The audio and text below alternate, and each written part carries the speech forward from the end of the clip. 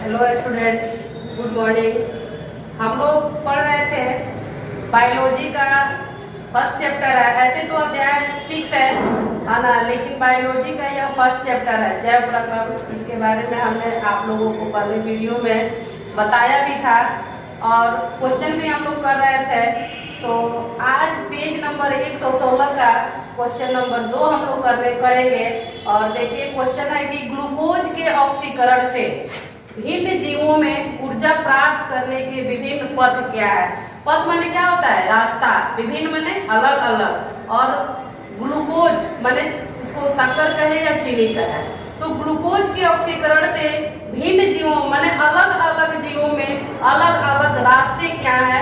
क्या चीज के लिए? ग्लूकोज के लिए। तो आइए हम लोग इस क्वेश्चन को देखते हैं और समझते हैं। पहले चरण में ग्लूकोज के पहले चरण में माने फर्स्ट स्टेप में पहले चरण में ग्लूकोज के पहले चरण में ग्लूकोज के 6 कार्बन वाले अणु का 6 कार्बन वाले अणु का 3 कार्बन वाले अणु 3 कार्बन वाले अणु 3 कार्बन वाले अणु पाइरुवेट में विखंडन हो जाता है। पाइरुवेट में विखंडन माने होता है टूटना। पाइरुवेट में विखंडन हो जाता है। पाइरुवेट में विखंडन हो जाता है। यह प्रक्रिया कोशिका द्रव्य में होती है। यह प्रक्रिया कोशिका द्रव्य में होती है। कोशिका द्रव्य में होती है। इसके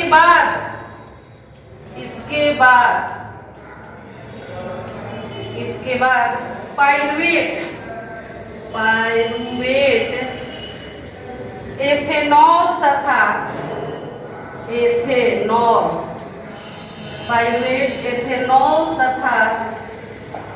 ऑक्सीजन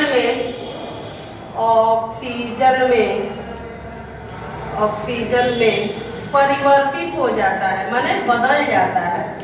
परिवर्तित हो जाता है।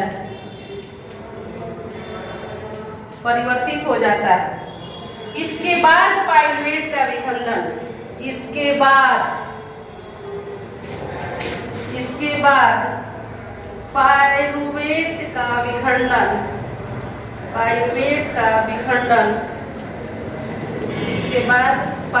का विखंडन विभिन्न जीवों में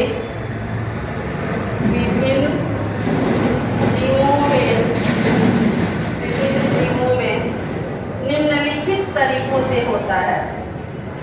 विभिन्न जीवों में निम्नलिखित तरीकों से होता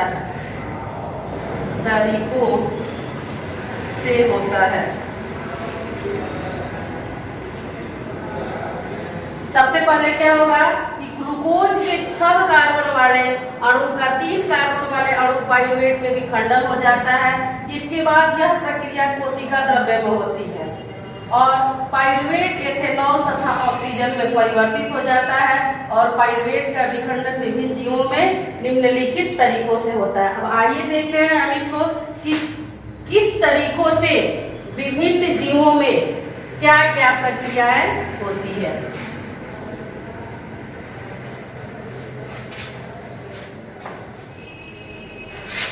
पहला है अवायवीय श्वसन।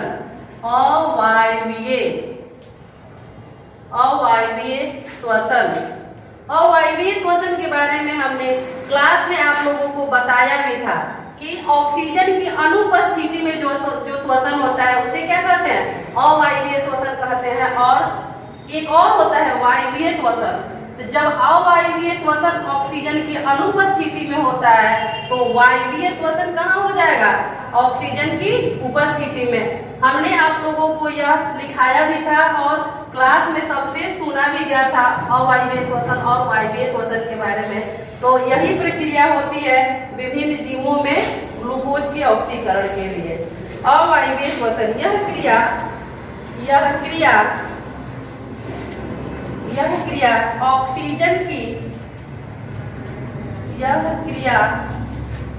ऑक्सीजन की अनुपस्थिति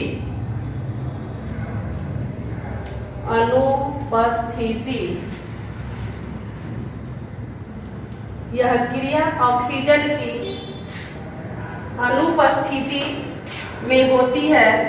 अनुपस्थिति में होती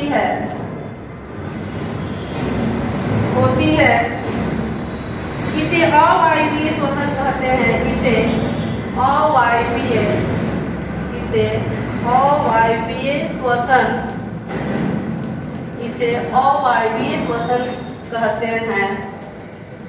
अवायवीय श्वसन कहते हैं। यह प्रक्रम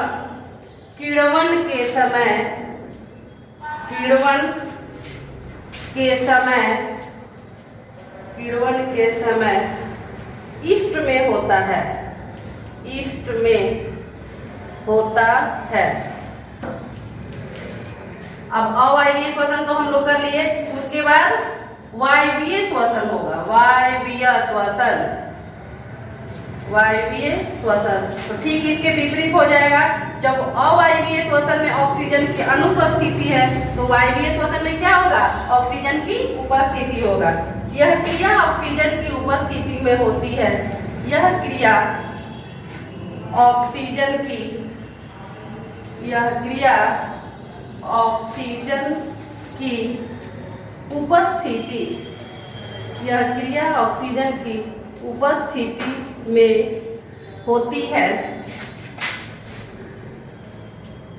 उपस्थिति में होती है।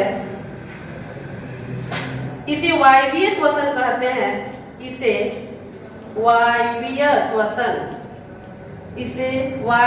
श्वसन कहते हैं। इसे वायवीय श्वसन कहते हैं। इसमें पाइरुवेट का विखंडन होता है। इसमें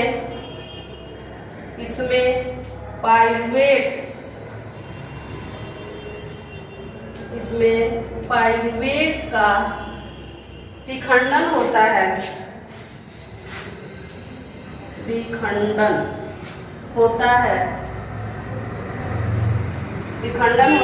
यह प्रक्रम माइटोकॉन्ड्रिया में होता है। जिसको कोशिका का क्या कहते हैं? बिजली घर कहते हैं। Power of house mitochondria. यह प्रक्रिया माइटोकॉन्ड्रिया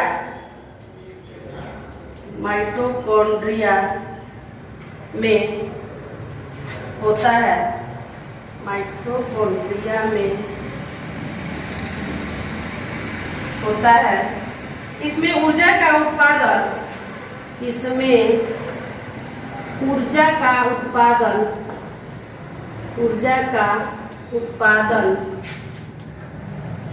इसमें ऊर्जा का उत्पादन अवायवीय की तुलना में अधिक होता है। अवायवीय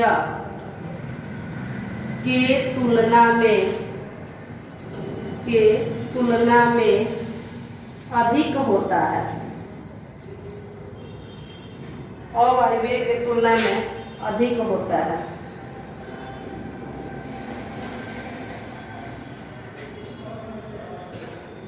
इसके बाद एक और है सी नंबर। इसको हम मिटा के ऊपर लिखते हैं।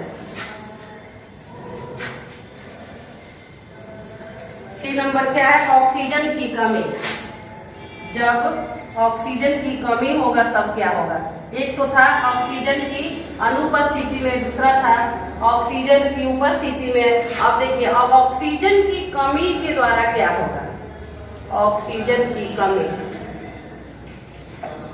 कभी कभी जब हमारी पेशी कोशिकाएं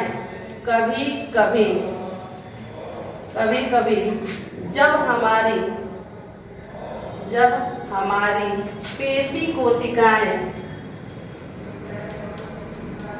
पेशी कोशिकाएं, पेशी कोशिकाएं, कोशिकाओं, पेशी कोशिकाओं में अत्यधिक पेशी कोशिकाओं में अत्यधिक व्यायाम माने एक्सरसाइज, अत्यधिक व्यायाम के कारण, अत्यधिक व्यायाम के कारण ऑक्सीजन का अभाव हो जाता है, के कारण ऑक्सीजन का अभाव हो जाता है, माने कमी हो जाता है। व्यायाम करने के वक्त हमको ऑक्सीजन का कमी हो जाता है, अभाव हो जाता है।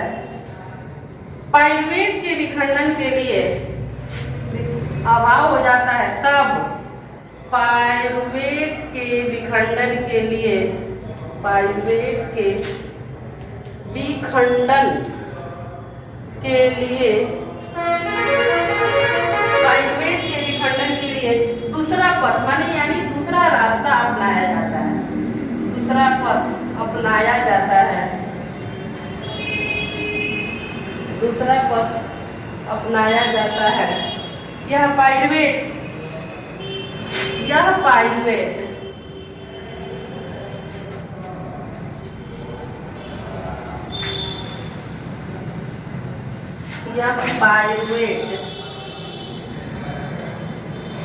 तीन कार्बन वाले, यह पाइरुवेट तीन कार्बन वाले लैक्टिक, कार्बन वाले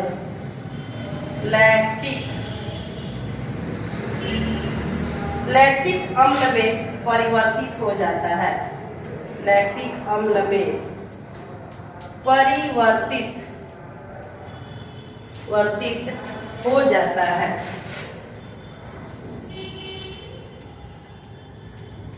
यही था इसका विभिन्न प्रकार के रास्ते या विभिन्न प्रकार के पथ जिसके द्वारा ग्लूकोज के ऑक्सीकरण विभिन्न जीवों में अलग अलग प्रकार से होता है। इसको आप लोग नोट कीजिए। इसके बाद हम क्वेश्चन नंबर 3 कराते हैं।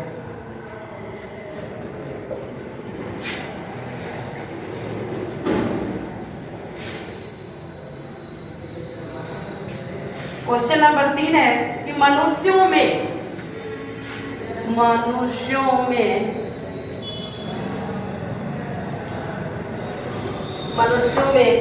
ऑक्सीजन तथा कार्बन डाइऑक्साइड का, मनुष्यों में ऑक्सीजन तथा कार्बन डाइऑक्साइड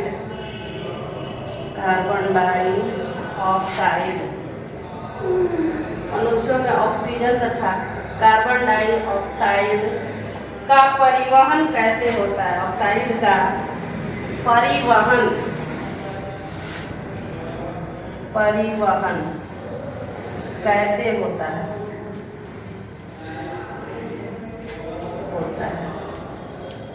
एक बार संक्षेप में आप लोग समझिए कि मनुष्य में ऑक्सीजन तथा कार्बन डाइऑक्साइड माने ऑक्सीजन तथा कार्बन डाइऑक्साइड का प्रक्रिया कब होता है, जब हम सांस लेते हैं और छोड़ते हैं। तो सांस लेने के प्रक्रम में हम लोग ऑक्सीजन गैस को क्या करते हैं, ग्रहण करते हैं और उसके बाद कार्बन डाइऑक्साइड गैस को हम लोग बाहर निकालते हैं। इसको कहते हैं O2 और ये क्या है, CO2 है।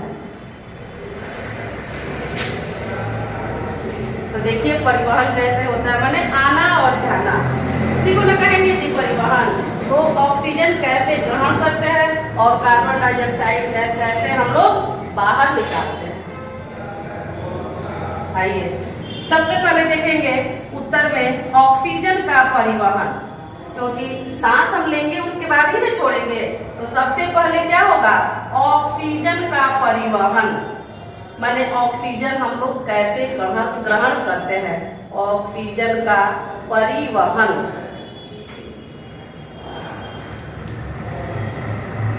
ऑक्सीजन के परिवहन में क्या होगा कि हीमोग्लोबिन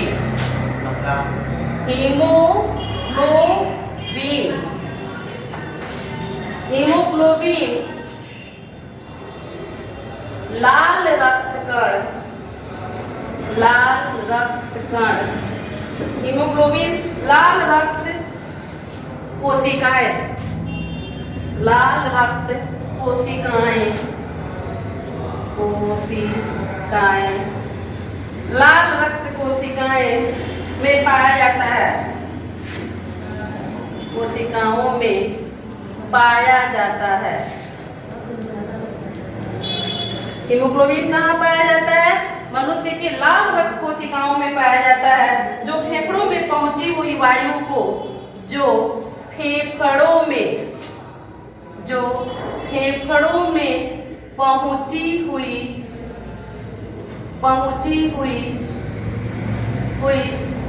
वायु को, वायु माने वायु में ऑक्सीजन और कार्बन डाइऑक्साइड गैस दोनों है, तो वायु में ऑक्सीजन लेकर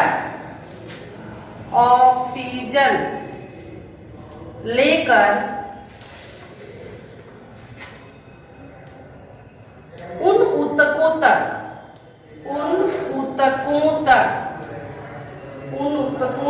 पहुंचाती है, उन ऊतकों तक पहुंचाती है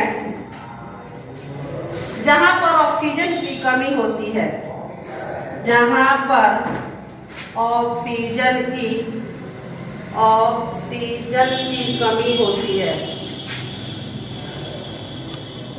जहां पर ऑक्सीजन की कमी होती है। ये काम किसका है?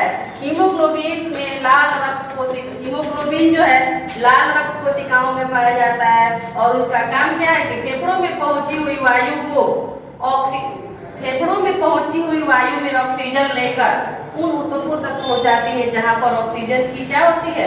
कमी होती है। अब आइए देखते हैं कि कार्बन डाइऑक्साइड क्या होगा। हमने यहाँ देख लिया ऑक्सीजन का परिवहन, अब देखेंगे कार्बन डाइऑक्साइड का परिवहन। कार्बन डाइऑक्साइड का परिवहन।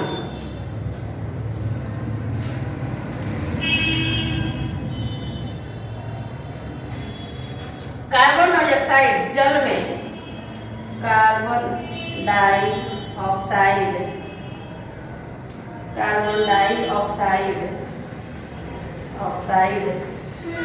जल में अधिक विलेय है।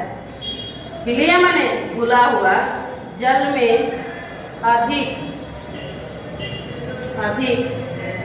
विलेय है, जल में अधिक विलेय है, और इसलिए इसका परिवहन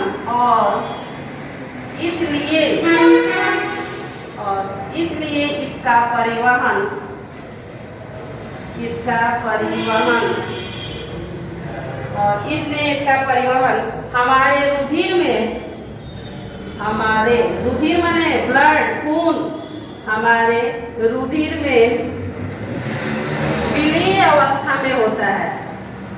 विलेय माने घुला हुआ, विलेय अवस्था में होता है, विलेय अवस्था में होता है। यह नसा द्वारों द्वारा होकर बाहर निकल जाता है तथा नसा द्वारों द्वारा